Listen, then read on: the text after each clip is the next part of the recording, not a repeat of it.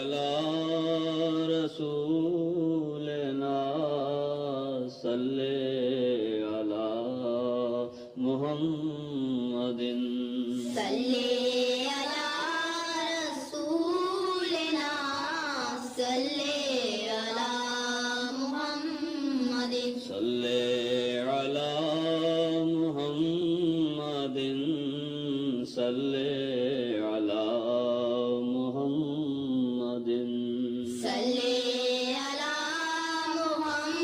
محمد صل على محمد صل على محمد صل اللہ اکبر اللہ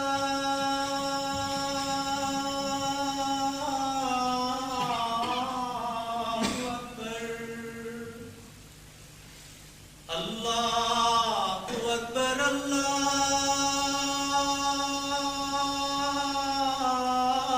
اللہ اکبر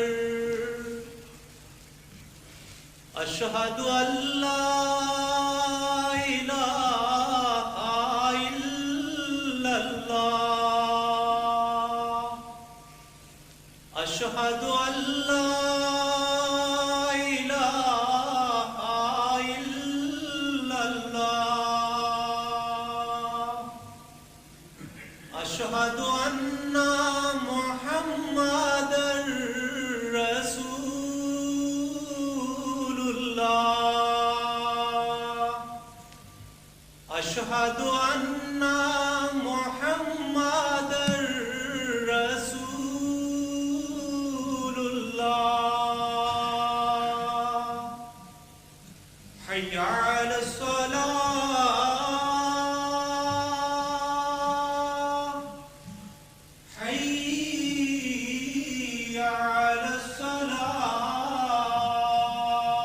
الصلاة حی علی الفلاح حی علی الفلاح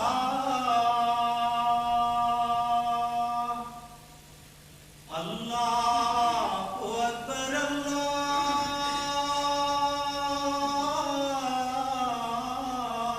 اکبر لا الہ الا اللہ لا إله إلا الله وحده لا شريك له وأشهد أن محمدا عبده ورسوله أما بعد فأعوذ بالله من الشيطان الرجيم بسم الله الرحمن الرحيم الحمد لله رب العالمين الحمد لله رب العالمين الحمد لله رب العالمين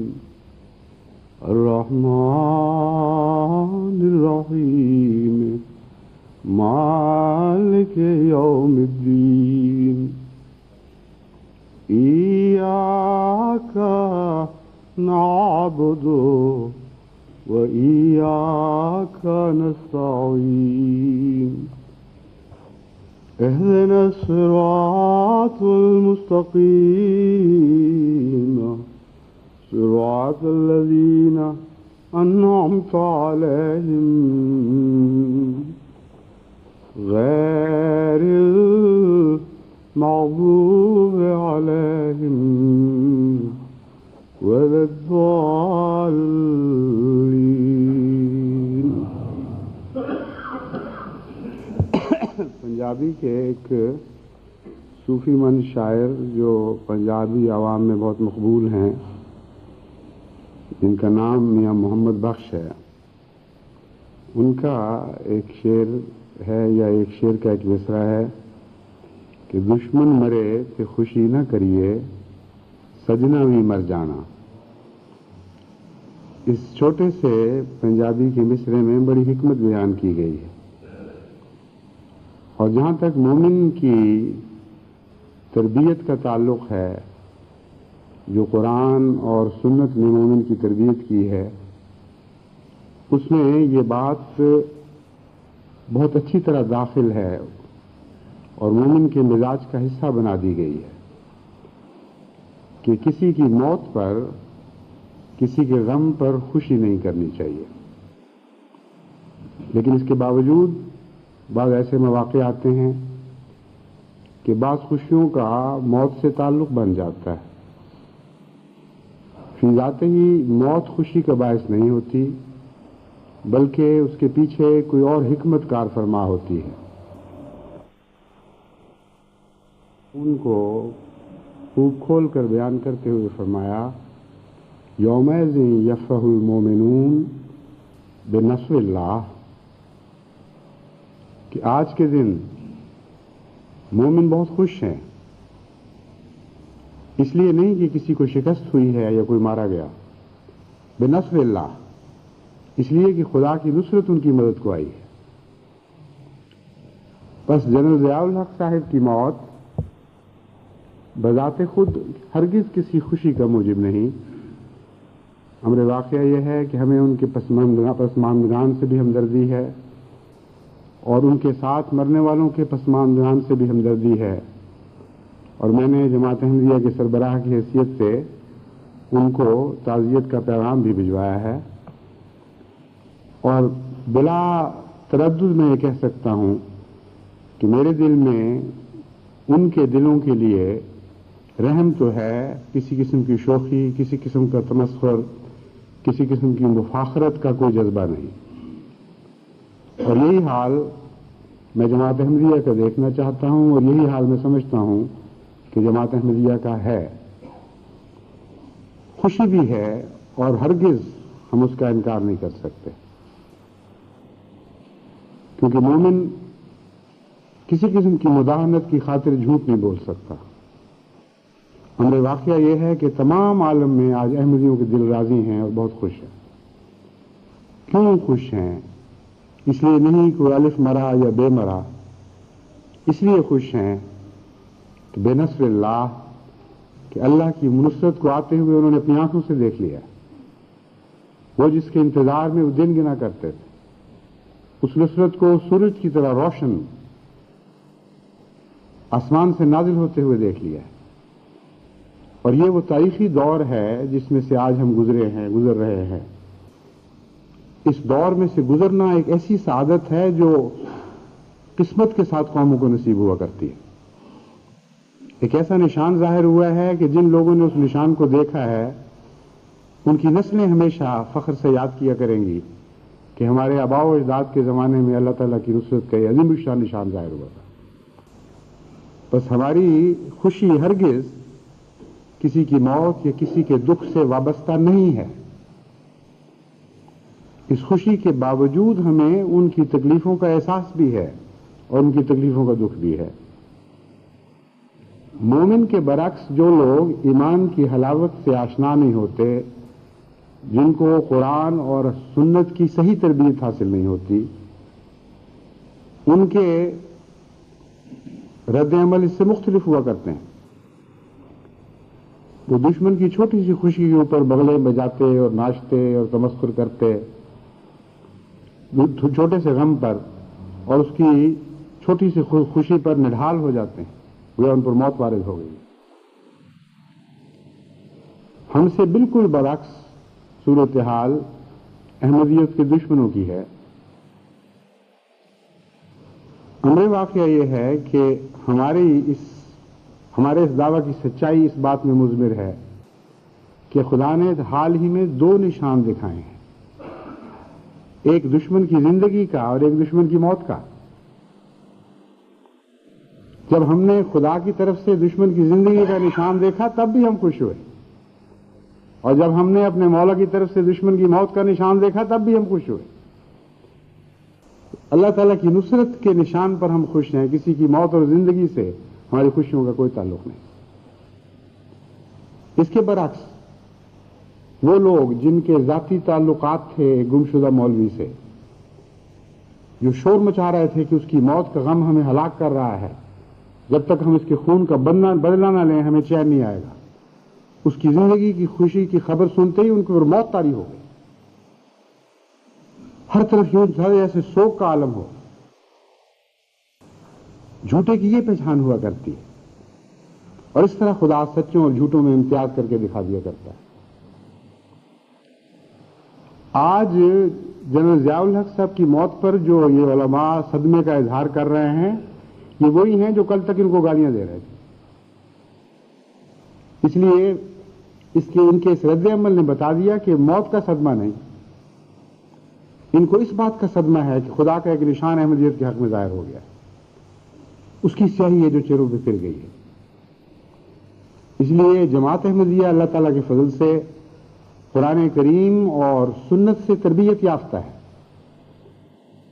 اور جو لوگ قرآن اور سنت سے تربیت یافتہ نہیں، ان میں اور ہمارے درمیان ایک ایسا امتیاز ہے، ایک ایسا فرق ہے جو ہر آزمائش کے وقت روشن ہو کر ظاہر ہوگا، اور کبھی کوئی صاحب بصیرت اس فرق کو محسوس کیے بغیر رہ نہیں سکتا۔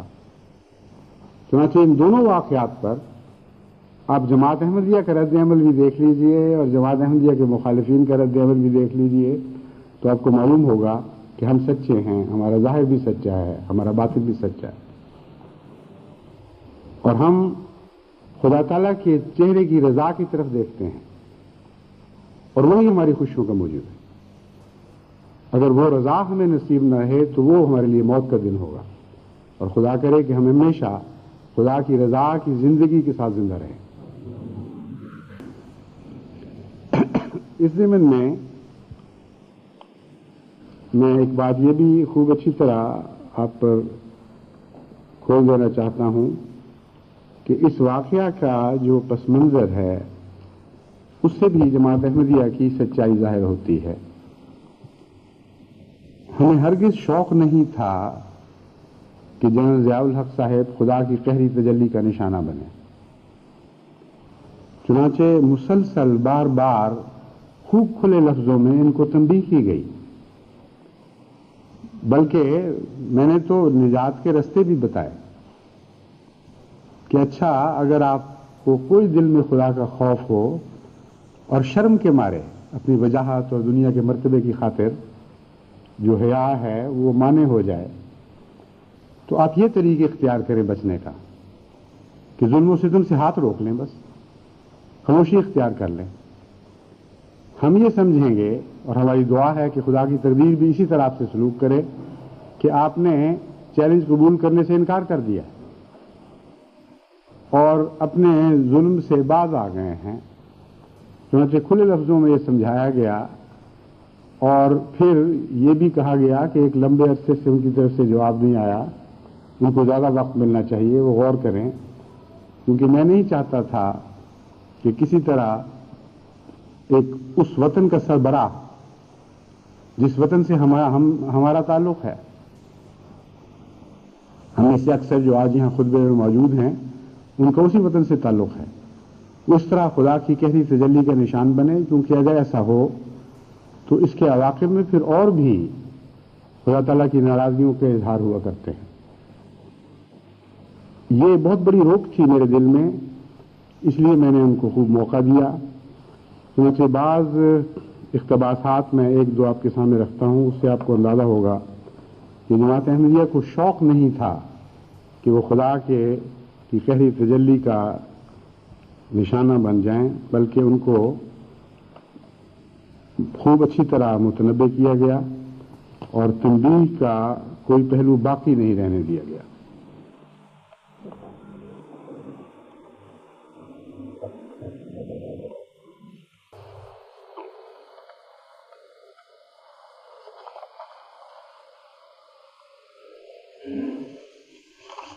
ایک خطبے میں میں نے کہا جہاں تک صدر صاحب پاکستان کا تعلق ہے ان کے متعلق ہمیں ابھی انہیں کچھ وقت دینا چاہیے.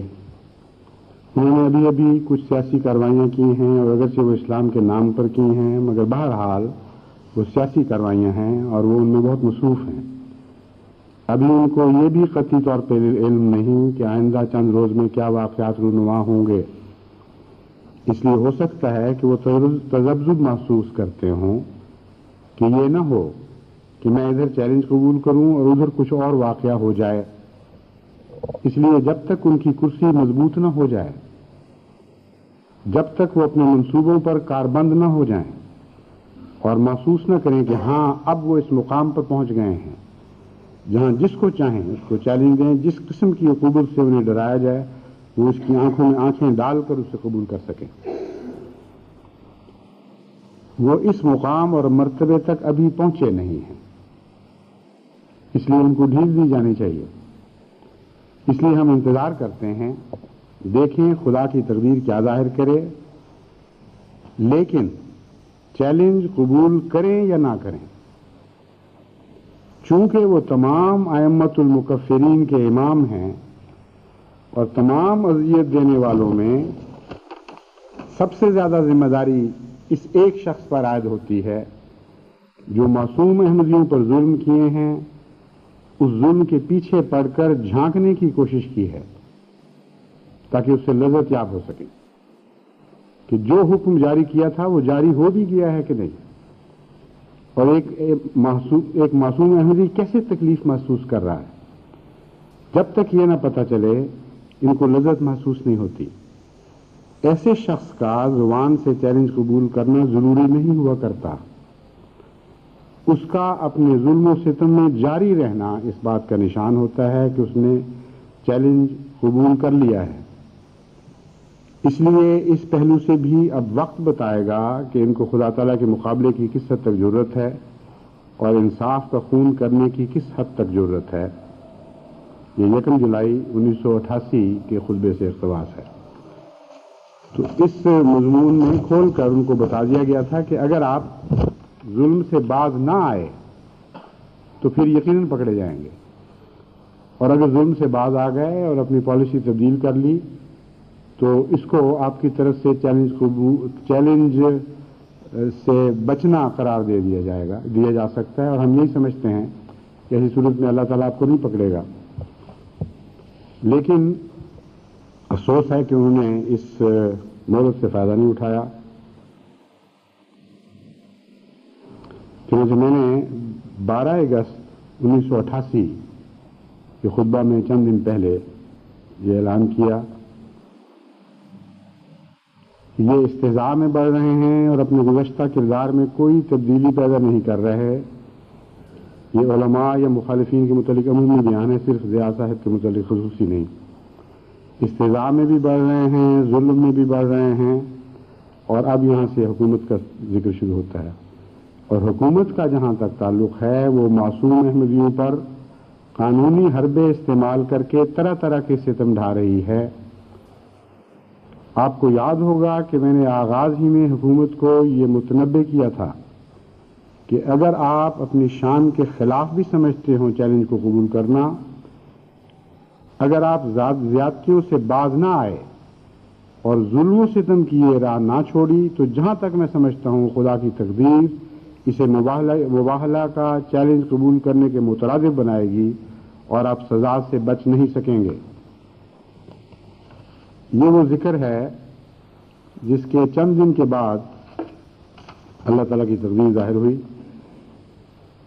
اور وہ آج دنیا میں خوب شہرت پکڑ چکی ہے.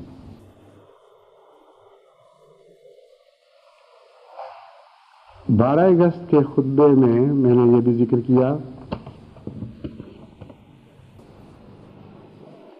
خدا کی تقدیر لازماً ان کو پکڑے گی اور لازماً ان کو سزا دے گی جو ان شرارتوں سے باز نہیں آئیں گے.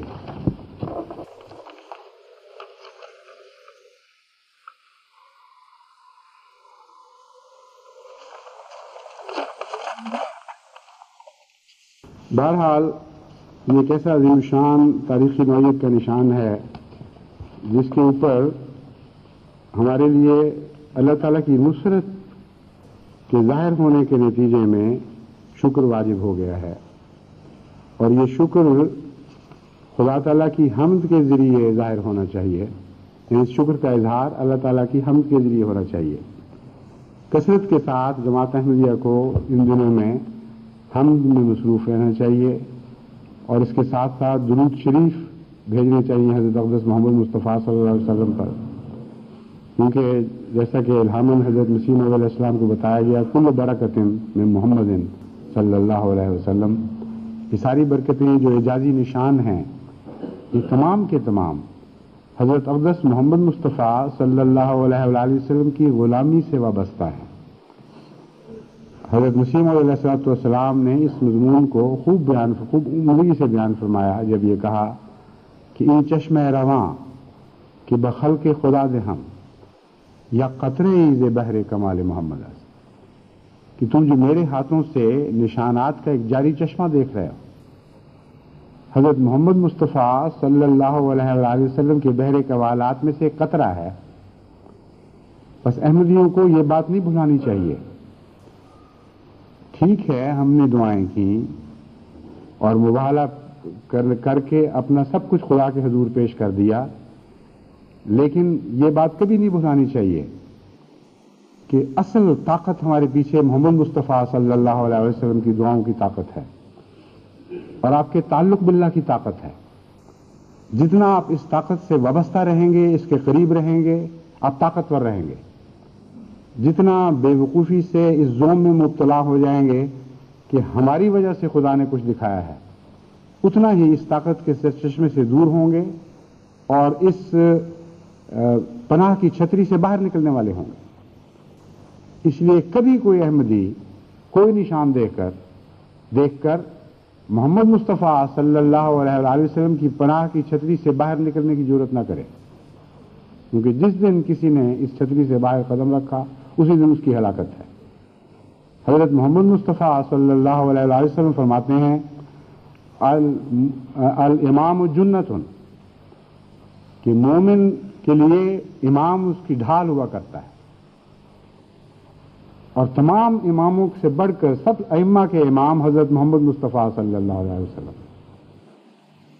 اس لیے اگر اس ڈھال سے آپ آگے بڑھے یا دائیں اور بائیں ہٹے تو آپ تیروں کی زد میں آ جائیں گے اور پھر کوئی طاقت آپ کو بچا نہیں سکے گی۔ اس لیے جتنا آگے بڑھنا ہے خوب بڑھتے رہیں، مگر محمد مصطفیٰ صلی اللہ علیہ وآلہ وسلم کی پناہ میں اور آپ کی ڈھال کے پیچھے پیچھے چلیں۔ اور اس پہلو سے یہ بھی یاد رکھیں کہ خلیفہ وقت خواہ اپنی ذات میں کیسا ہی بے حیثیت کیوں نہ ہو، وہ اپنے وقت میں محمد مصطفیٰ صلی اللہ علیہ وآلہ وسلم کی غلامی میں آپ کا نمائندہ ہوتا ہے۔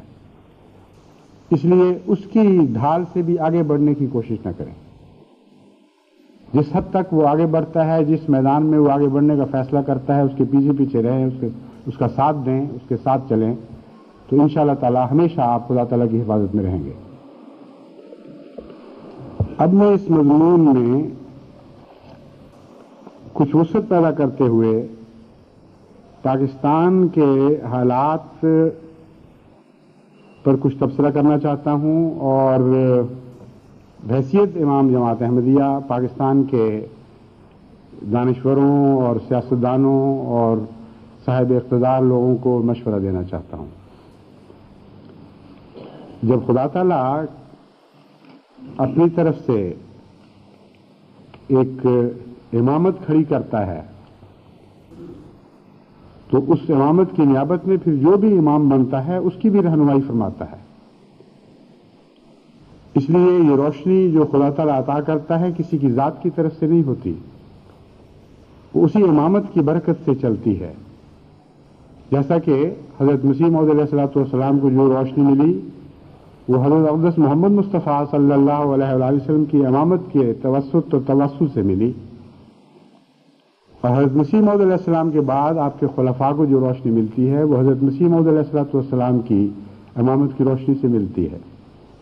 اس لحاظ سے ہمارا فرض ہے کہ اس روشنی سے دوسروں کے اندھیرے بھی دور کرنے کی کوشش کریں اور ان کو صورتحال سے ان پر صورتحال واضح کر کے جہاں تک ممکن ہے ان کی بھلائی ان پر ظاہر کریں اور ان کی بدی کو بھی ان پر ظاہر کر دیں تاکہ وہ آنکھیں کھول کر اقدام کرنے کے اہل ہو سکیں۔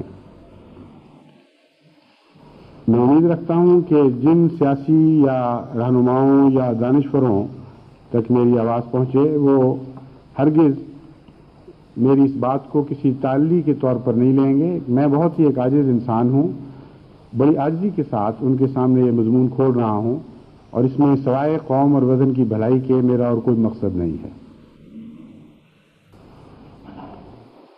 یہ جو واقعہ ظاہر ہوا ہے اس میں دو پہلو ہیں۔ قرآن کریم فرماتا ہے عسیٰ ان تکرہوا شیئا وہو خیر لکم، کہ بسا اوقات تم سمجھتے ہو کہ ایک بہت ہی مکروہ بات ظاہر ہوئی ہے، لیکن اسی میں خیر کا پہلو موجود ہوتا ہے۔ ایک پہلو سے دیکھیں تو ایک قومی سانحہ ہے اور رات کی طرح بھیانک اور تاریک ہے۔ پاکستان کی فوج کے چوٹی کے دماغ اس ہوائی جہاز کے ساتھ اڑ گئے ہیں،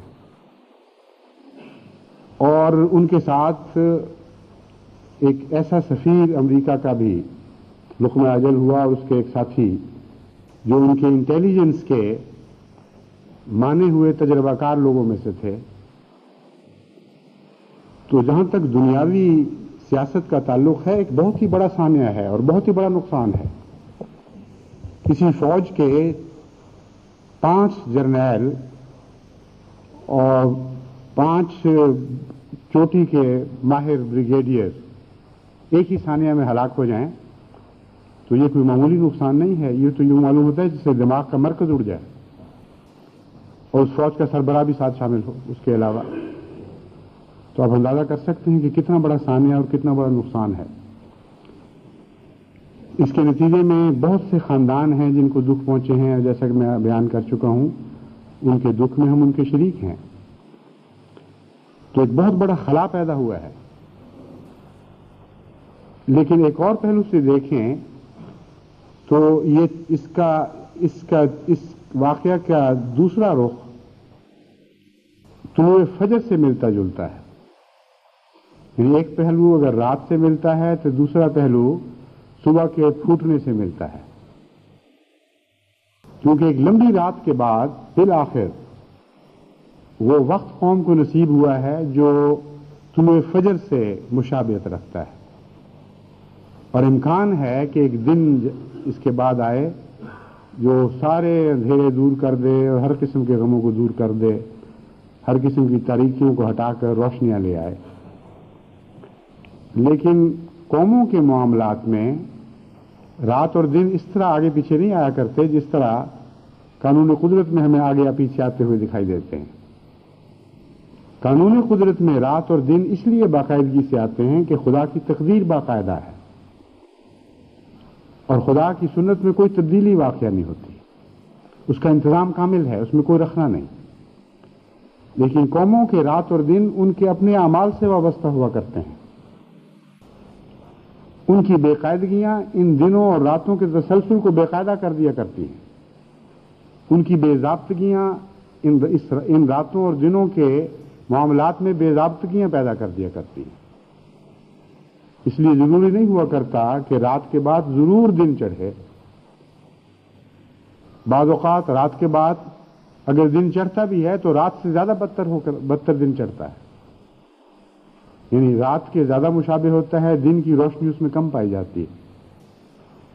اس لیے یہ وقت بہت ہی نازک ہے، اور قوم کے سربراہوں کو خوب اچھی طرح اس صورتحال کا تجزیہ کرنا چاہیے اور پھونک پھونک کر اس میدان میں قدم رکھنا چاہیے۔ آج اگر یہ موقع ہاتھ سے جانے دیا گیا تو ہو سکتا ہے اس 11 سالہ رات کے بعد ایک اور لمبی رات قوم کے اوپر مسلط کر دی جائے، اور جہاں تک بیرونی طاقتوں کا تعلق ہے وہ یہی کوشش کر رہی ہیں اور اس کوشش میں آئندہ چند دنوں میں زیادہ تیزی اختیار کریں گی۔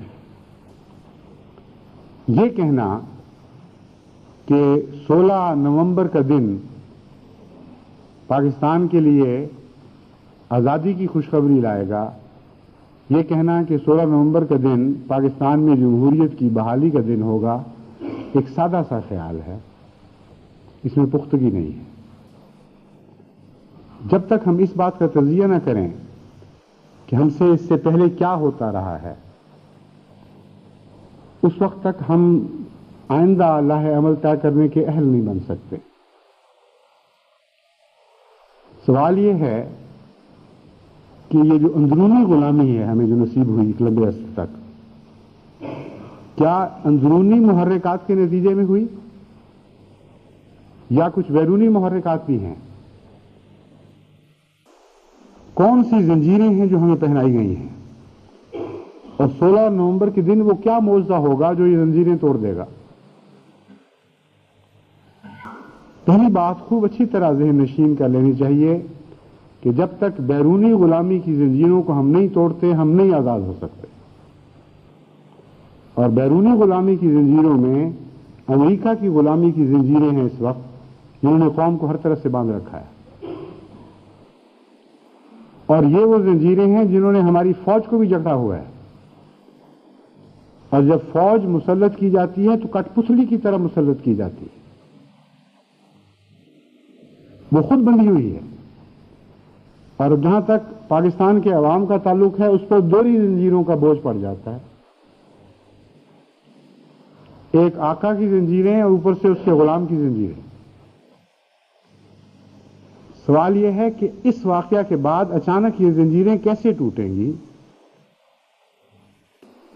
کیا امریکہ اپنے رویے میں تبدیلی پیدا کر لے گا؟ جہاں تک میں نے غور کیا ہے اور جہاں تک میں نے بین الاقوامی خبروں کا مشاہدہ کیا ہے، ان کے یہ بد ارادے خوب کھل کر مجھے دکھائی دینے لگے ہیں کہ وہ دوبارہ دخل دیں گے اور ہر قیمت پر یہ کوشش کریں گے کہ پاکستان پر دوبارہ فوج مسلط کر دی جائے، اور اس کے لیے کسی قسم کے بہانے ان کو مہیا کیے جائیں۔ اس لیے محض 16 تاریخ کا انتظار کرنا کافی نہیں ہے، معاملے کو خوب اچھی طرح سمجھنا چاہیے اور اس کے متعلق مناسب کارروائیاں کرنی چاہیے۔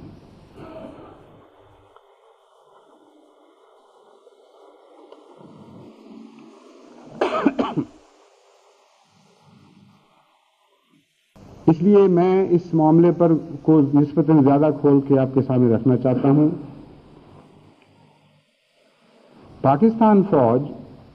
پاکستانی فوج کی اکثریت محب وطن ہے،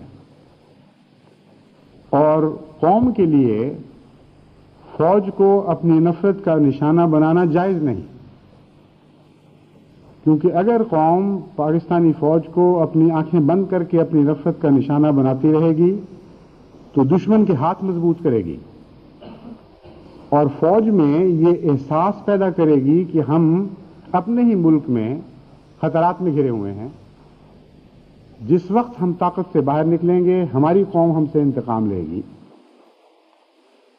اور جوں جوں یہ احساس فوج میں بڑھتا چلا جائے گا آپ کے آزاد ہونے کے امکانات دور تر ہوتے چلے جائیں گے۔ اس لیے یہ مہم چاہے سندھ سے جاری ہو یا بلوچستان سے جاری ہو یا صوبہ سرحد سے جاری ہو یا پنجاب میں داخل ہو جائے، ملک کے لیے نہایت مہلک ثابت ہوگی۔ اس وقت فوج سے گفت و شنید کا وقت ہے، فوج کو بعض باتیں سمجھانے کا وقت ہے، ٹھنڈے دل کے ساتھ اس میں جذبات سے بالا ہو کر آپ کو کارروائی کرنی ہوگی۔ امر واقعہ یہ ہے کہ غلام ملکوں کو ان کی اپنی فوجوں کے ذریعے مزید غلام بنایا جاتا ہے، ایک ہاتھ سے آزادی دی جاتی ہے، دوسری ہاتھ سے وہ آزادی چھین لی جاتی ہے اور ان کی اپنی ہی فوجوں کو ان پر مسلط کر دیا جاتا ہے۔ ایک ایسی بھیانک شکل ہے جس شکل کو خوب کھول کر پاکستانی عوام اور ان کے رہنماؤں کو اپنی فوج کے سامنے رکھنا چاہیے۔ چند ایک ایجنٹس ہوتے ہیں جن کی ہم تعیین نہیں کر سکتے، اللہ بہتر جانتے ہیں ان میں سے کون ہیں، لیکن ہوتا یہ ہے کہ کوئی بیرونی طاقت کسی ملک کے دفاع پر قابض ہو جاتی ہے اس کی مدد کے بہانے، اور جب دفاع پر غیر قومیں قابض ہو جائیں تو خطرے کی جو بھی گھنٹی بجتی ہے اس کی آواز ان کانوں میں پڑتی ہے جو بظاہر حفاظت کے لیے مقرر کیے گئے ہیں، لیکن دراصل وہ خود قوم کے لٹیرے بن چکے ہوئے ہوتے ہیں۔ جنہوں نے بچانا تھا وہ اگر قابض ہو چکے ہوں تو بچائے گا کون؟ اس لیے فوجوں کی غلامی جو غریب ملکوں پر مسلط کی جاتی ہے، اس سے بچنے کی بظاہر کوئی صورت نظر نہیں آتی۔ اس کی شکل بالکل ایڈز جیسی بیماری سے ہے، ملتی جلتی ہے۔ ایڈز بیماری جس کا آج کل بڑا چرچا ہے، اس کے خلاف سائنسدان اس لیے کوئی کارروائی نہیں کر سکتے کہ بیرونی جراثیم جسم کے صحت مند حصوں پر براہ راست قابض نہیں ہوتے، بلکہ جسم کے دفاعی نظام پر قابض ہو جاتے ہیں۔ اسی لیے جب خطرے کی گھنٹی بجتی ہے تو وہ خود خطرہ ہیں، خود اپنے لیے دفاع ان کے قبضے میں ہوتا ہے، وہ اس دفاع کو اپنے خلاف حرکت میں آنے نہیں دیتے، کیونکہ دفاع پوری طرح ان کے کنٹرول میں آ جاتا ہے۔ اس لیے یہ بہت ہی بڑے خطرناک شکل ہے جو آج کل بدقسمتی سے تیسری دنیا کا مقدر بنی ہوئی ہے، ان پر فوجیں مسلط کی جاتی ہیں۔ اور بدنصیبی کی حد یہ ہے کہ آج کل ٹیلی ویژن کے اوپر کھلے لفظوں میں ان قوموں کے سربراہ اور بڑے بڑے لوگ یہ تبصرے کرتے ہیں کہ نہیں، پاکستان کو کچھ نہیں ہوگا، ان پر ضرور کوئی جرنیل مسلط ہو جائے گا۔ کچھ نہیں ہوگا سے مراد یہ ہے کہ سب کچھ ہو جائے گا، یعنی بچ نہیں سکتا، فکر نہ کرو، پاکستان کو ہم نہیں بچنے دیں گے، ضرور ان میں طاقتور جرنیل موجود ہیں، وہ اٹھیں گے اور اس قوم پر قابض ہو جائیں گے۔ یہ وہ ہلاکت ہے جس سے بڑھ کر کوئی ہلاکت تصور نہیں ہو سکتی۔ آپ گھر میں چوکیدار رکھیں کہ آپ کی حفاظت کریں گے، اور چوکیدار مالک بن جائیں اور آپ کو اپنا غلام بنا لیں اور آپ کو اپنی پرورش کرنے پر لگا دیں، آپ کے اموال کے مالک بن بیٹھیں، آپ کی محنت کا بہترین پھل کھانے لگیں آپ کی آنکھوں کے سامنے، اور اتنے طاقتور ہو جائیں وہ آپ کا خون چوس چوس کے کہ آپ کے تصور میں بھی نہ یہ بات آ سکے کہ ان کا مقابلہ کر سکیں۔ یوں اس مثال کو پیش کیا جائے تو کتنی بھیانک نظر آتی ہے، لیکن بین ہی اسی طرح کے واقعات تیسری دنیا میں ہو جاتے ہیں، اور محب وطن فوجی بھی نہیں سوچتے کہ ہم کیا کر رہے ہیں۔ جب امریکہ کے ایک پروگرام میں نے سنا امریکی ایک بڑے لیڈر کو یہ کہتے ہوئے کہ نہیں، بڑا امکان اس بات کا موجود ہے کہ پاکستان میں سے کوئی جرنیل اٹھے مرد اور وہ صورتحال کو قابو میں لے آئے، مجھے یوں لگا جیسے میری آزادی ضمیر کے منہ پر کسی نے تماچا مارا ہے، میرے وطن کی محبت کے منہ پر کسی نے تماچا مارا ہے۔ اس قدر تکلیف دہ یہ صورتحال ہے۔ ان بدبختوں سے کوئی یہ پوچھے کہ اگر کوئی باہر کے ملک تمہارے کسی سربراہ کے مرنے پر ایسے تبصرے کریں کہ کوئی بات نہیں، امریکہ کے اوپر ان کی فوج قابض ہو جائے گی، کوئی بات نہیں، انگلستان کے اوپر ان کی فوج قابض ہو جائے گی، کوئی حرج کی بات نہیں ہے، فرانس پر فوج قابض ہو جائے گی، جرمنی پر فوج قابض ہو جائے گی، روس پر اس کی فوج قابض ہو جائے گی، تو تمہیں کیا محسوس ہوگا؟ وہ تمہارا ہمدرد ہے یا کوئی بے حیا دشمن ہے؟ بس تم جب یہ کہتے ہو، تم کیسے یقین کر سکتے ہیں کہ تم پاکستان کے عوام کے ساتھی اور ان کے دوست ہو؟ سوائے اس کے کوئی دشمن ہو اور بے حیا دشمن ہو، وہ ایسی بات نہیں کر سکتا۔ اگر ایسا ہی نسخہ ہے یہ اعلیٰ درجے کا، تو اس نسخے کو اپنی خرابیاں دور کرنے پر کیوں استعمال نہیں کرتے؟ کیوں صدروں کے انتخابات پر اتنا وقت ضائع کر رہے ہو اور ارب ڈالر ضائع کر رہے ہو؟ تمہیں چاہیے کہ تم فوج کو اپنے اوپر مسلط کر لو، سب بیماریوں کا حل ہے، سب گندگیاں اس سے دور ہو جائیں گی، کالے سفید کے جھگڑے ختم ہو جائیں گے، سارے تمہارے مسائل آنے واحد میں ختم ہو کر نیست و نابود ہو جائیں گے، اور تم آزادی کے دم لوگے پھر کہ اچھا ہماری فوج جو صاف ستھری اور پاکیزہ عناصر پر مبنی ہے وہ ہم پر مسلط ہو گئی۔ آزاد ملک اس نسخے کو استعمال نہیں کرتے، یہ بات ہمارا سیاستدان نہیں سمجھتا، اور اس بات کو ان کے منہ پر نہیں مارتا۔ نتیجتاً ایک سیاست میں آزادی کا بحران پیدا ہو جاتا ہے۔ سیاستدان، ان غریب ملکوں کا سیاستدان یہ سمجھنے لگتا ہے کہ جب تک ان طاقتور ملکوں کو ہم خوش نہیں کریں گے اس وقت تک یہ طاقت فوج سے ہماری طرف منتقل کرنے پر آمادہ نہیں ہوں گے. یہ سب سمجھتے ہیں اچھی طرح کہ فوج بھی ان کی غلام ہے اور ہم بھی ان کے دستے نگر ہیں, ان کے رحم و کرم پر ہیں. یہ سمجھنے کے بعد اپنی شکست تسلیم کرتے ہیں اور پھر بڑی بڑی سیاسی پارٹیوں کے لیڈر اندر خفیہ مذاکرات ان طاقتوں سے کرتے ہیں جو ہماری آزادی کو چھیننے والی ہیں, اور ان کو کہتے ہیں کہ دیکھو ہم تمہاری رائٹ سائڈ پر ہیں, ہم اچھے لوگ ہیں اور فکر نہ کرو, ہم پالیسیوں کو تبدیل نہیں کریں گے, تو ہمیں اوپر آنے دو. وہ یقین کر بیٹھے ہیں کہ جب تک ان کی مرضی کی اطلاع فوج کو نہیں ملے گی, فوج اقتدار کو ہمارے سپرد نہیں کرے گی. وہ کہ دوسرے لفظوں میں فوج کی بالادستی کو بھی تسلیم کر لیتے ہیں. تو جب زندگی کے سفر کا پہلا قدم یہ ہے کہ دو آقاؤں کی بالادستی کو تسلیم کیے بغیر آپ آگے نہیں بڑھ سکتے, اور پہلے قدم میں آپ نے تسلیم کر لیا, تو قوم کی آزادی کی باتیں کرنے کا آپ کو کیا حق ہے؟ کس طرح آپ قوم کو یہ وعدے دے سکتے ہیں کہ ہم آئیں گے تو ہم تمہیں ہر قسم کے مصائب سے, ہر قسم کے دکھوں سے آزاد کر دیں گے؟ ایک غلام لیڈر کی جانے سے کیسے کام بنے گا اگر بعد میں دوسرا غلام لیڈر آگے آ جائے؟ اور اس کے جانے سے کیا ہوگا اگر اس کے بعد تیسرا غلام لیڈر آگے آ جائے؟ اس لیے صورتحال کو خوب اچھی طرح کھولنا چاہیے, کھول کر دیکھنا چاہیے, اس کا تجزیہ کرنا چاہیے, اور سیاسی پالیسی اقتدار میں آنے سے پہلے بننی چاہیے, اور عوام الناس کے سامنے اس کو خوب کھول کر بیان کرنا چاہیے کہ اس مصیبت میں قوم گرفتار ہے, جہاں تک ہمارا بس چلے گا یا چل سکتا ہے ہم یہ کارروائی کریں گے تمہیں آزادی دلانے کے لیے. تجزیہ بذات خود ایک علاج ہوا کرتا ہے. اگر صحیح تجزیہ ہو جائے تو بعض دفعہ معمولی سی کوشش سے بیماری دور ہو جاتی ہے. اس لیے میں قوم کے سیاستدانوں کو نصیحت کرتا ہوں کہ صورتحال کو سمجھیں اور اس کا صحیح علاج تجویز کریں. یہ بھی غلط ہے کہ ہم امریکہ سے نجات پانے کے لیے عوام الناس میں امریکہ کے خلاف اشتعال انگیزی کریں اور نفرت پھیلائیں. عالمی سیاست میں ہمارا ایک مقام ہے, اسے ہمیں بھولنا نہیں چاہیے, اور وہ کمزوری کا مقام ہے. عالمی سیاست میں ہم یہ اختیار نہیں رکھتے کہ ایک کو دشمن سمجھیں اور دوسرے کو دوست سمجھیں.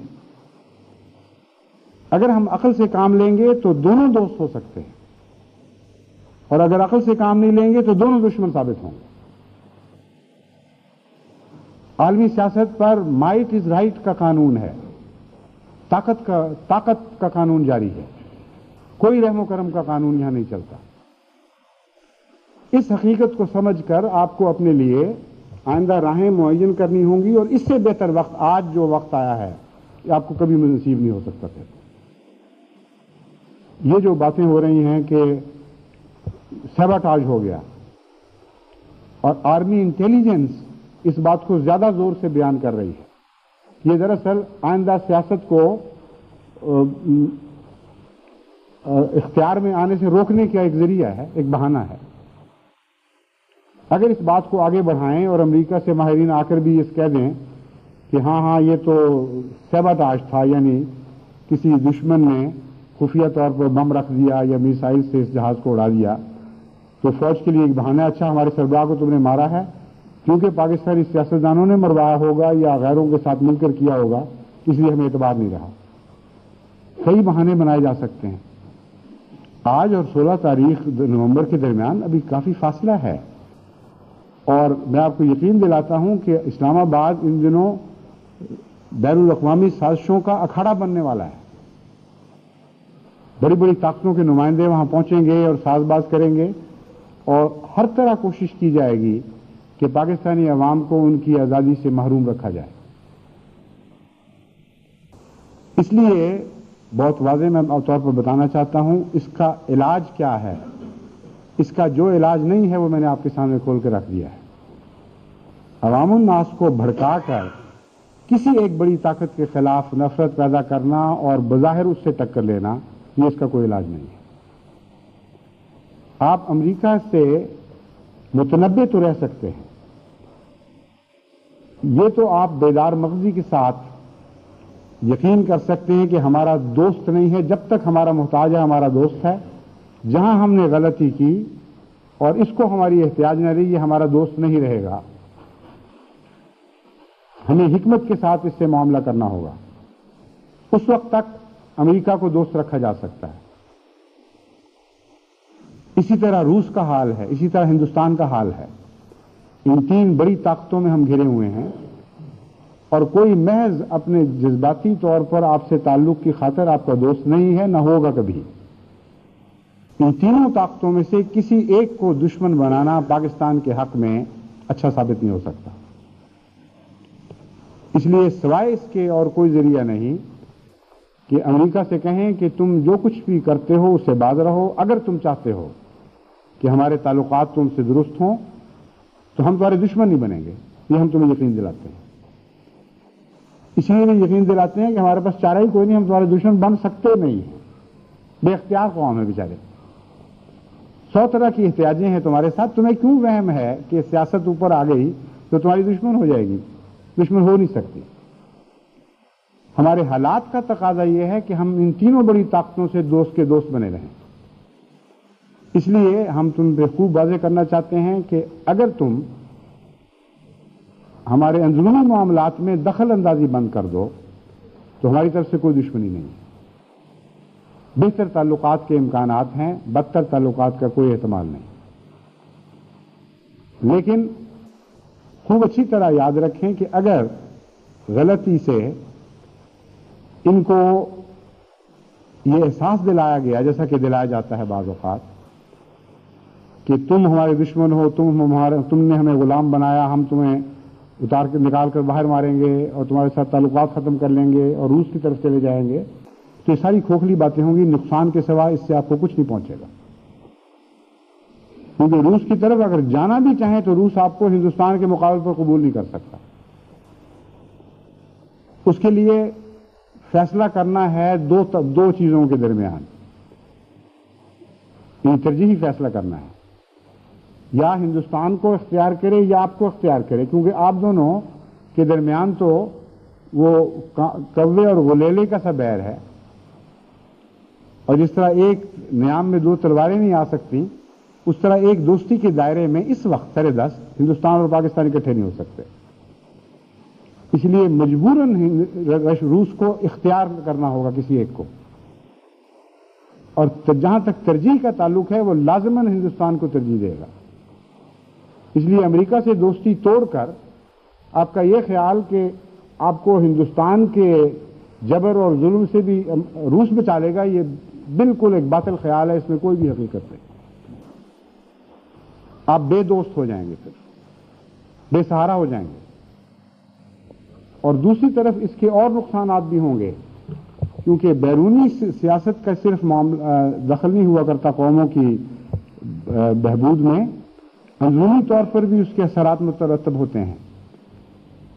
جب آپ کسی ایک قوم کے خلاف، اس نے آپ سے اچھا سلوک کیا ہو یا نہ کیا ہو، نفرت کی تعلیمیں دیتے ہیں تو آپ کی قوم اندر سے پھٹنا شروع ہو جاتی ہے۔ دو انتہائیں آپ کی قوم میں پیدا ہونی شروع ہو جاتی ہیں، ایک رائٹسٹ کہلاتے ہیں، ایک لیفٹسٹ کہلاتے ہیں، اور بالآخر قوم دو نیم ہو جاتی ہے۔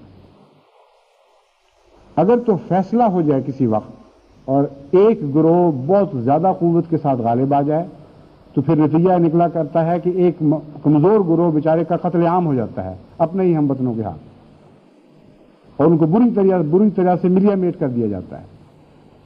اور اگر وہ برابر رہیں یا فیصلہ کن فرق نہ ہو تو مسلسل ایک دوسرے کے خلاف نبرد آزما رہتے ہیں اور قومی مفادات کو نقصان پہنچاتے رہتے ہیں۔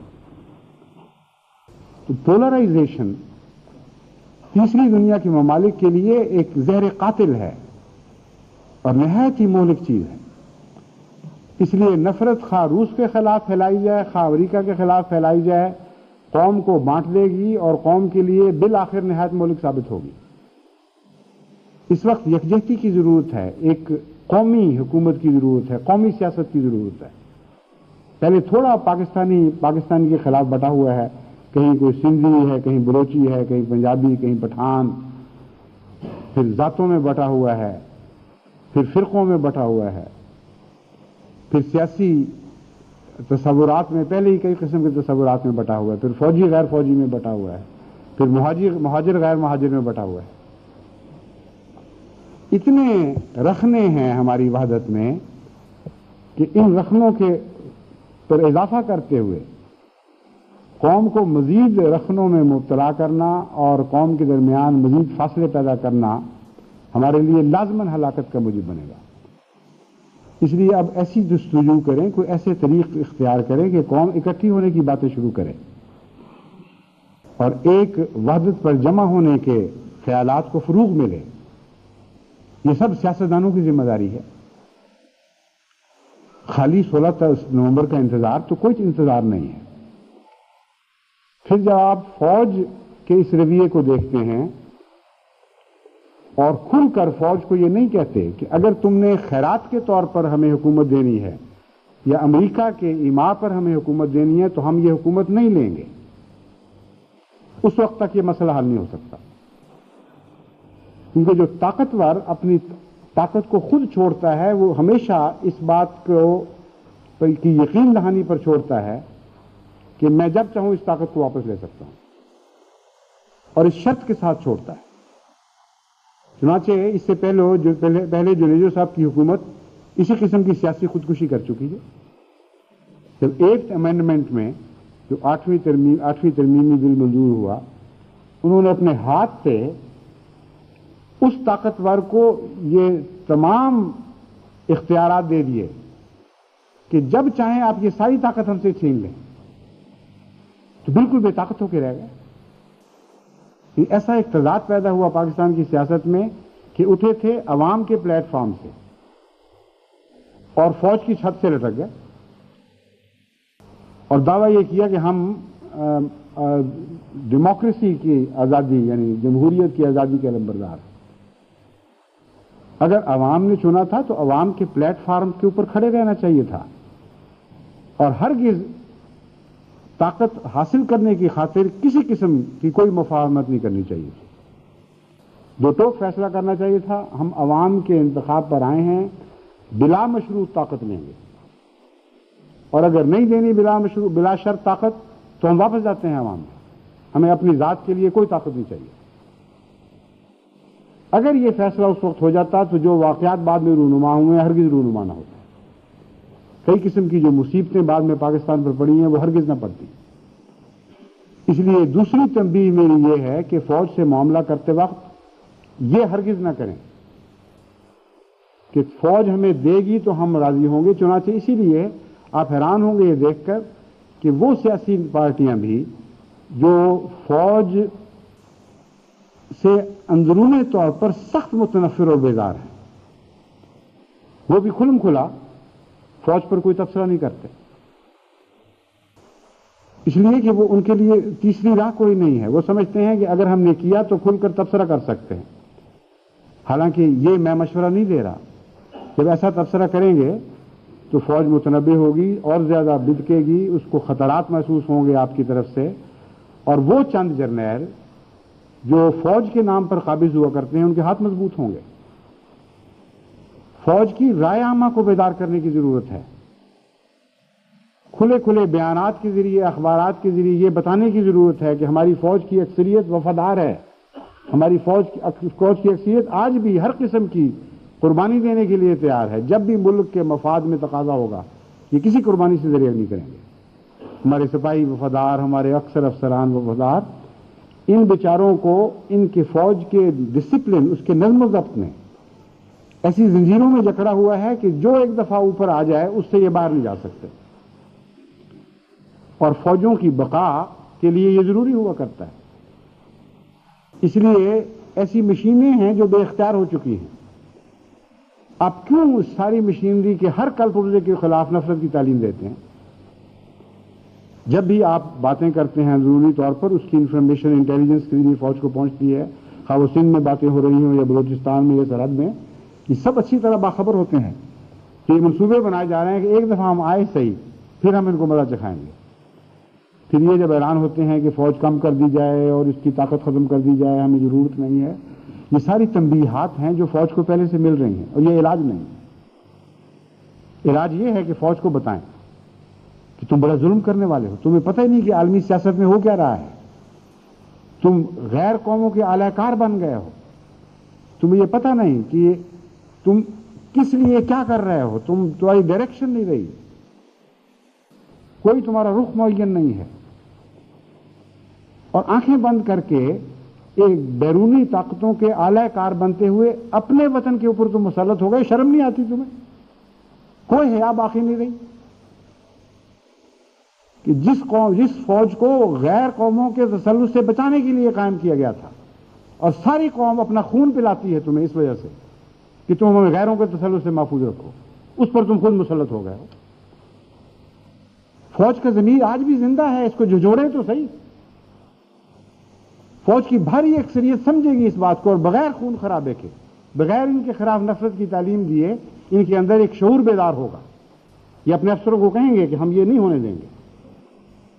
ابھی چند دن ہوئے ہم نے آزادی حاصل کی تھی، اور اپنی آزادی کے اوپر ہم خود تبر بن کر بیٹھ جائیں، تبر بن کر پڑیں اور آزادی کو ٹکڑے ٹکڑے کر دیں؟ ہرگز ایسا نہیں ہوگا۔ یہ آواز اگر باہر سے اٹھے گی تو فوج میں مدافعت پیدا کرے گی، اگر فوج کے اندر سے اٹھنی شروع ہوئی تو یہ آواز فوج کو آزادی کا احساس دلائے گی، اپنی ذمہ داریوں کا احساس دلائے گی۔ اس نعرے کے خلاف مرافعت اور مدافعت پیدا نہیں ہوگی، بلکہ اس کے حق میں مزید فوجی اور آوازیں بلند کرنا شروع کر دیں گے۔ یعنی ایک آواز بڑھتے بڑھتے 2، 3، 4 آوازوں میں تبدیل ہوگی، اور یہ اعلان کرنا، اخبارات میں ایسے بیان دینا ہرگز ملک کے مفاد کے خلاف نہیں ہے، کوئی قانون شکنی نہیں۔ اب کوئی نفرت کی تعلیم نہیں دے رہے، آپ یہ معاملہ کھول کر بیان کر رہے ہیں کہ دیکھو یہ ہو رہا ہے، ایسا نہ کرو، تم کر سکتے ہو، مگر ہم تمہیں تمہارے ضمیر کا واسطہ دیتے ہیں، تمہاری وطن کی محبت کا واسطہ دیتے ہیں، تمہاری ماں اور بہنوں کی عزت کا واسطہ دیتے ہیں، تمہارے بلکتے ہوئے بچوں کا واسطہ دیتے ہیں کہ خدا کے واسطے اپنی ہی قوم کی آزادی کو نہ لوٹو۔ چھین سکتے ہو، کیوں نہیں چھین سکتے؟ طاقت کی بحث نہیں ہے، مگر اگر چھینو گے تو ہمیشہ کے لیے ملعون بن جاؤ گے، ہمیشہ کے لیے تاریخ میں عبرت کا ایک نشان بن جاؤ گے۔ میر جعفر کے نام کی طرح تمہارے نام پر لعنتیں ڈالی جائیں گی، تمہارا نام میر صادق کا نام بن کر دوبارہ ابھرے گا۔ یہ بتاؤ اس قوم کو، کیا کسی باپ کو اختیار نہیں کہ اپنے معصوم بچے کو دیوار کے ساتھ ٹکرا کر اس کے دماغ کا بھیجا باہر نکال دے، اس کے سر کو پارا پارا کر دے؟ ممکن کیوں نہیں؟ طاقت ہے، بس کس صاحب ضمیر انسان میں یہ طاقت ہے بتائیے؟ ہاں، اگر ضمیر مر جائے اور انسان پاگل ہو جائے اور کوئی سوچ باقی نہ رہے، جذبات تباہ ختم ہو چکے ہوں، تو پاگل مائیں بھی بعض دفعہ اپنے بچوں کا سر دیوار سے پٹک کر اس کا بھیجا باہر نکال دیتی ہیں، اس کے ٹکڑے ٹکڑے کر دیتی ہیں۔ امریکہ میں ایسے واقعات ہوئے، میں نے خود پڑھے ہیں کہ ایک ماں نے خود اپنے بچے کا سر دیوار سے پٹکا اور اس کے ٹکڑے ٹکڑے اڑ گئے اور اس کا بھیجا باہر نکل کر پھیل گیا۔ ایسا مکروہ منظر لوگوں نے دیکھا۔ تو کیا پاکستانی فوج کے لیے یہی مقدر رہ گیا ہے؟ کون کہتا ہے تم میں طاقت نہیں ہے؟ مگر یاد رکھو، تم نے یہ طاقت ہم سے حاصل کی ہے، اپنی بیویوں سے، اپنے بچوں سے، اپنی ماؤں سے حاصل کی ہے، قوم کے کمزور مزدوروں سے حاصل کی ہے، ان غریبوں سے حاصل کر کے پھر تم اس پر مسلط ہو جائے، کوئی تم میں شرم باقی نہیں۔ اس لیے غیرت کا نمونہ اظہار کرو، اپنی حمیت کا اظہار کرو، قوم کی آزادی کی خاطر جو تمہاری اپنی آزادی کا پیغامبر ہے۔ تم قوم کو آزادی دلاؤ، اس کے بغیر نہ کبھی تم باضمیر انسان کے طور پر زندہ رہ سکتے ہو، نہ ایک باضمیر فوج کے طور پر تمہیں زندہ رہنے کی اہلیت رہے گی۔ ایسی فوجیں جو اپنے عوام پر مسلط ہوں لازماً باہر سے طاقت حاصل کیا کرتے ہیں۔ یہ نقطہ کیوں نہیں سمجھتے یہ لوگ؟ کبھی دنیا میں کوئی فوج باقی نہیں رہ سکتی جب تک اس کی طاقت کا کوئی سرچشمہ نہ ہو۔ اب عوام کو اگر متنفر کر لیا ہے، اگر عوام پر مسلط ہو گئی ہے، تو پھر بیرونی طاقتوں کے سہارے پر یہ فوجیں مجبور ہو جایا کرتی، اور یہی وہ راز ہے جسے سمجھ کر غیر قومیں غریب قوموں پر حکومت کرتی ہیں، فوج کو رشوت دینا سکھاتی ہیں، فوج کو چند افسروں کو ظلم کرنا سکھا دیتی ہیں اور ان کے سپرد طاقت کر دیتی ہیں۔ پھر وہ جوں ظلم میں بڑھتے ہیں، وہ مجبور ہوتے ہیں کسی بڑی طاقتور قوم کا سہارا لینے پر، اور جن لوگوں نے جن کے مشوروں سے جن لوگوں نے ان کو مسلط کیا ہو وہ ان کی طرف جھکتے ہیں، اور مزید یہ تعلق بڑھتے چلے جاتے ہیں، یہاں تک کہ اپنا ہی ملک اپنے ہی فوج کے ہاتھوں ایسی غلامی کی زنجیروں میں جکڑا جاتا ہے جس کے ٹوٹنے کے آثار نظر نہیں آتے۔ اور جب آزادی کی باتیں ہوں بھی تو سودا بازی کی باتیں ہو رہی، آزادی کی باتیں نہیں ہو رہی ہوتی۔ تو آپ نے ایک بیان پڑھا ہوگا ایک پاکستانی وزیر کا کہ ہم ترکی کے نظام حکومت کی طرز پر فوج کو جمہوریت کا مستقل حصہ دار بنا لیں۔ کیا مطلب ہے اس بیان کے پیچھے؟ کیا بات ہے؟ وہی کمزوری بنیادی طور پر۔ آپ کو علم ہے، یقین ہو چکا ہے کہ یہ فوج غالب آ گئی ہے اور اس فوج سے ہم چھٹکارا حاصل نہیں کر سکتے، اس لیے بطور رشوت، بطور ضمانت آپ اپنے ہاتھ سے اپنی رگے گردن ان کی انگلیوں میں تھما دیتے ہیں، کہتے ہیں اچھا ہماری گردن پر ہاتھ رکھ لو، یعنی 8th امینڈمنٹ کی دوسری شکل ہے یہ، فکر نہ کرو ہم بھاگ کے کہیں نہیں جاتے۔ لعنت ہو ایسی آزادی پر، ایسی جمہوریت پر۔ یہ جمہوریت لے کر آپ عوام کے سامنے ابھریں گے؟ عوام اگر ہوش مند ہو تو اس جمہوریت کے منہ پہ تھوکے بھی نہیں، جو ایک غلام جمہوریت ہے۔ صرف مشکل یہ ہے کہ ان کو طاقت میں آنے کی جلدی ہے، بے چین ہے، کسی طرح ہم طاقت کے اوپر آ جائیں۔ ذرا صبر کریں، میں یقین دلاتا ہوں کہ اگر یہ صبر کا نمونہ دکھائیں اور سمجھانے سے کام لیں، عوام کو گلیوں میں نہ نکالیں تاکہ ان کا خون ہو، کوئی ضرورت نہیں ہے ہمیں اتنی بڑی قربانیاں دلوانے کی عوام سے۔ وہ پہلے ہی مظلوم اور مارے ہوئے ہیں بیچارے، ستم رسیدہ ہیں، ان کو کہاں آپ اپنی فوج سے ٹکراتے رہیں گے؟ عقل سے کام لیں، تحمل سے کام لیں، معاملات کا صحیح تجزیہ کریں، ان کو سمجھائیں کہ یہ کچھ ہو رہا ہے، اور مذاکرات کریں۔ امریکہ سے بھی اسی طرح روشنی کے ساتھ مذاکرات کریں کہ دیکھو اگر تم باز نہیں آؤ گے تو پھر ہم مجبور ہو جائیں گے، جب ہمیں یہ پتہ لگے گا کہ تمہارے ہاتھوں ہم نے مار کھانی ہی کھانی ہے تو پھر ہم مجبور ہوں گے، پھر جو بھی کریں گے ہم آزاد ہیں اس میں۔ اور پھر تم خود اس پولرائزیشن کو پیدا کرنے والے ہوگے جس میں دن بدن سارا ملک لیفٹ کی طرف جھکتا چلا جائے گا اور بائیں بازو کی طاقت بڑھتا چلا جائے گا۔ اور جب یہ ہو جائے گا اس وقت پھر روس کے آنے سے کوئی دنیا کی طاقت، روس کے پاکستان میں آنے سے روس کو کوئی دنیا کی طاقت روک نہیں سکتی۔ یہ وہم ہے یہی کہ روس ابھی ہاتھ خود چھوڑ کے چلا گیا، کمزوری کا نشان ہے، ہرگز کمزوری کا نشان نہیں۔ روس کی عالمی پالیسیز تبدیل ہو رہی ہیں۔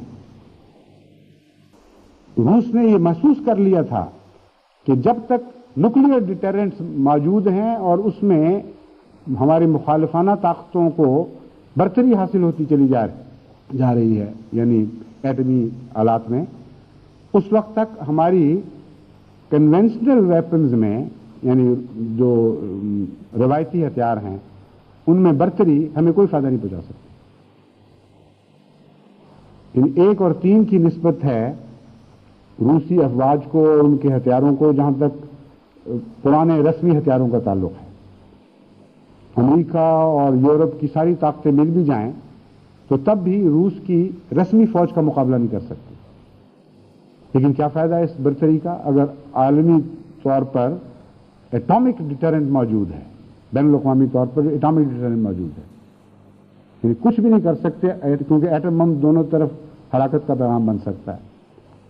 اس لیے انہوں نے اپنی پالیسی تبدیل کی ہے، یہ پہلے عالمی ڈیٹرنٹ کو ہٹائیں گے اور اس فضا کو صاف کریں گے جہاں سے ایٹمی بم ان کے لیے خطرے کا موجب بن سکتے ہیں، خواہ وہ مقابلتاً امریکہ کے لیے بھی خطرے کا موجب۔ یہ فضا صاف ہو جائے گی، چین سے تعلقات درست ہو جائیں گے، تو پھر ایک نئی سیاست ابھرے گی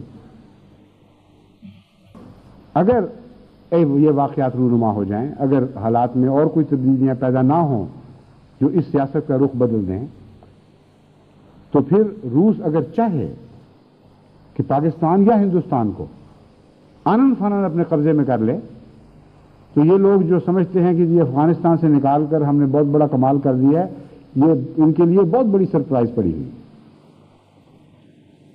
روس کی اتنی بڑی طاقت ہے کہ مشرقی یورپ کی عظیم الشان طاقتوں نے جب اس کو نکالنے کی کوشش کی تو چند گھنٹوں میں وہ تباہ کر دی، بعض چند دنوں میں، بعض چند گھنٹوں میں۔ اس لیے اس غلط فہمی میں مبتلا نہ ہوں، آپ کا ایک ہمسایہ بہت بڑا طاقتور ہمسایہ ہے جو ساتھ جڑا ہوا ہے، امریکہ آپ سے دور ہے، وہ چاہے بھی تو اس وقت آپ کی مدد کو نہیں پہنچ سکے گا۔ ایک دفعہ قائد اعظم جب حیدرآباد دکن تشریف لے گئے تو وہاں اکبر یار جنگ صاحب سے ان کی گفتگو ہوئی، بہادر یار جنگ صاحب سے۔ بہادر یار جنگ صاحب ان کے ساتھ تھے ہمیشہ، مسلم لیگ کے ساتھ دینے والے تھے، لیکن انہوں نے اس خدشے کا اظہار کیا کہ آپ کہتے ہیں کہ ہم یہاں الگ اپنی آزادی کا اعلان کر دیں اور پاکستان ہماری حفاظت کا ذمہ دار ہے، ہمیں آپ کے ارادوں پر تو کوئی شک نہیں، مگر حالات بڑے خطرناک ہوں گے کہ چھوٹی سی ایک ریاست ایک بڑی طاقت کے درمیان گھری ہوئی اپنی آزادی کا اعلان کر دے اور پاکستان دور بیٹھے اس کی حفاظت کا ذمہ دار ہو جائے۔ تو قائد اعظم نے جواب میں کہا کہ ہم تمہاری مدد کو آئیں گے اگر ایسا ہوا، ہماری کمٹمنٹ ہے۔ اس پر بہادر یار جنگ نے غالب کا یہ شعر پڑھا کہ ہم نے مانا کہ تغافل نہ کرو گے لیکن خاک ہو جائیں گے ہم تم کو خبر ہونے تک۔ ہم یہ تو نہیں کہتے کہ تم تغافل کرو گے، تم تو ایک باصول رہنما ہو، ہرگز اپنے وعدوں سے پیچھے نہیں ہٹو گے، لیکن دشمن اتنا قریب اور اتنا طاقتور ہے کہ تمہیں خبر ہونے سے پہلے پہلے ہم ملیا میٹ ہو جائیں گے۔ چنانچہ جب وقت آیا تو بالکل یہی بات ہوئی۔ اس لیے روس کے ساتھ ہماری یہ حالت، ہمارے ہمارا جو قرب ہے جغرافیائی، اس کا یہ نتیجہ نکل رہا ہے۔ تو اس ملک کو بھی دشمن ہم نہیں بنا سکتے، امریکہ کو صاف بتانا پڑے گا کہ تمہاری خاطر ہم کوئی ایسی پالیسی اختیار نہیں کریں گے جس کے نتیجے میں ہمارا یہ بڑا طاقتور ہمسایہ ہمارا دشمن بن جائے۔ اپنی سوچ میں پختگی پیدا کریں، بلوغت پیدا کریں اور اس بات سے بے نیاز ہو جائیں کہ آپ اس دفعہ طاقت میں آتے ہیں کہ نہیں۔ اگر تمام سیاسی لیڈر ایم آر ڈی کے نیچے یا کسی اور جھنڈے کے نیچے اکٹھے ہو کر پختہ سوچ کے ساتھ ان امور کو فوج کے سامنے رکھیں، ٹھنڈے دل کے ساتھ مذاکرات کی شکل میں امریکہ کے سامنے رکھیں، روس کے سامنے رکھیں، تو میں یقین رکھتا ہوں کہ ایک عظیم الشان صوبہ پاکستان کے لیے طلوع ہوگی۔ پاکستان کے اندر وہ بنیادی طور پر قوت موجود ہے، یعنی انسانی قوت وہ موجود ہے جس میں لامتناہی ترقیات کے عناصر موجود ہیں۔ اس لیے ہمیں دعا بھی کرنی چاہیے۔ یہ جو مباہلے کے نتیجے میں ایک خدا تعالیٰ کی طرف سے موضع رونما ہوا ہے، ہمیں یہ دعا کرنی چاہیے کہ اس قوم کے لیے روحانی برکتوں کا ہی موجب نہ بنے بلکہ دنیاوی برکتوں کا بھی موجب بن جائے، کیونکہ دشمنیاں تو مقصد نہیں تھی، کسی کی ہلاکت سے تو ہم خوش ہونے والے لوگ ہی نہیں۔ اس مباہلے کے نتیجے میں جو اعزازی نشان ہے ہمارے لیے مزید خوشیاں لے کے آئے گا، مزید روشنیاں لے کے آئے گا، اگر اس کے نتیجے میں قوم روحانی لحاظ سے بھی فائدہ اٹھائے اور دنیاوی لحاظ سے بھی فائدہ اٹھائے۔ اللہ تعالیٰ ان کو توفیق عطا فرمائے۔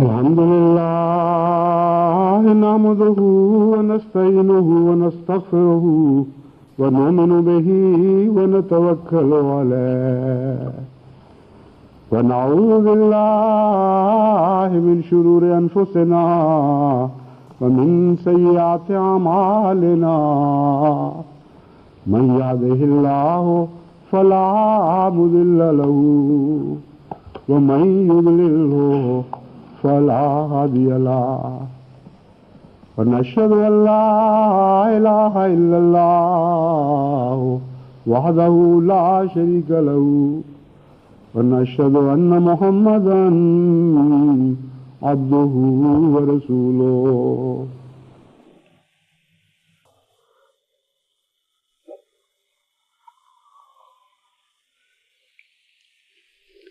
عباد الله رحمكم الله إن الله يأمر بالعدل والإحسان وإيتاء ذي القربى وينهى عن الفحشاء والمنكر والبغي يعظكم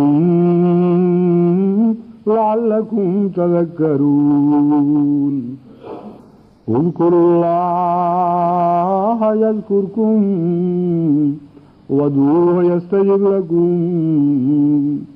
ولذكر الله أكبر